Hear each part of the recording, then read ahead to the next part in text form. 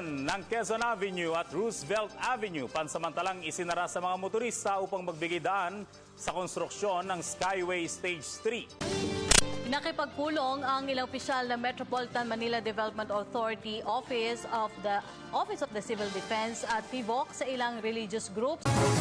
Nagkasundo ang Metro Manila Mayor sa magpatayo ng isang modular bridge sa ilang panig ng Kamaynilaan. Interesado po ang ilang mga malalaking kumpanya. Ito sa United Kingdom na mamuhunan sa ating bansa.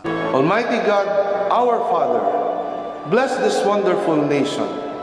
Protect us from physical and spiritual war, from fear and confusion, from separation and division. Be present to our leaders. Give them wisdom and courage, affection and compassion, as they ponder decisions affecting peace of its people. Make us more deeply aware of our beginnings, remembering not only our rights, but also our duties and responsibilities as a citizen. Make this nation, the pearl of the Orient Seas, to be a great place again. May all its people know clearly your will, that they may fulfill the call for us in the salvation of this land and the restoring of all things. In the name of your Son, Jesus Christ, our Lord and Savior.